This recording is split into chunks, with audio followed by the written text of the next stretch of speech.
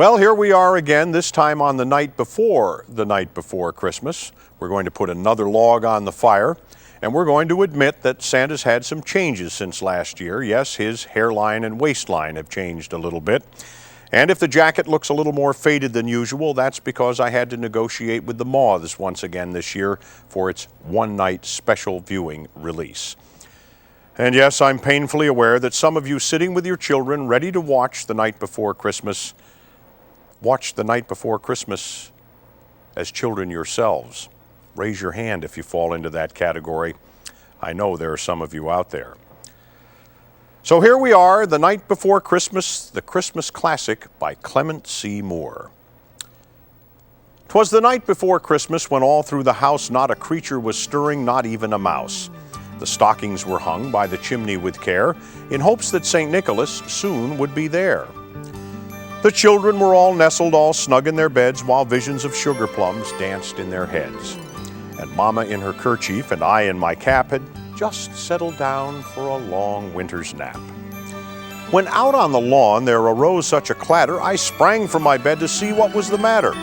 Away to the window I flew like a flash, tore open the shutter and threw up the sash. The moon on the breast of the new-fallen snow gave a luster of midday to objects below, when what to my wondering eyes should appear but a miniature sleigh and 8 tiny reindeer. With a little old driver so lively and quick, I knew in a moment it must be St. Nick. More rapid than eagles his coursers they came, and he whistled and shouted and called them by name. Now Dasher, now Dancer, now Prancer and Vixen, on Comet, on Cupid, on Donner and Blitzen. To the top of the porch, to the top of the wall, now dash away, dash away, dash away all. As dry leaves that before the wild hurricane fly, when they meet with an obstacle, mount to the sky, so up to the housetop the coursers they flew, with a sleigh full of toys, and St. Nicholas too. And then in a twinkling I heard on the roof the pawing and prancing of each tiny hoof. As I drew in my head and was turning around, down the chimney St. Nicholas came with a bound. He was dressed all in fur from his head to his foot, and his clothes were all tarnished with ashes and soot. A bundle of toys he had flung on his back, and he looked like a peddler just opening his pack. His eyes, how they twinkled, his dimples how merry. His cheeks were like roses, his nose like a cherry.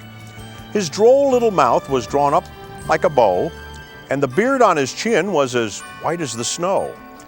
The stump of a pipe he held tight in his teeth, and the smoke it encircled his head like a wreath. He had a broad face and a round little belly that shook when he laughed like a bowl full of jelly. He was chubby and plump, a right jolly old elf, and I laughed when I saw him in spite of myself. A wink of his eye and a twist of his head soon gave me to know I had nothing to dread. He spoke not a word, but went straight to his work and filled all the stockings, and then turned with a jerk. And laying his finger aside of his nose, and giving a nod, up the chimney he rose. He sprang to his sleigh, to his team gave a whistle, and away they all flew like the down of a thistle. But I heard him exclaim ere he drove out of sight, "Happy Christmas to all, and to all a good night."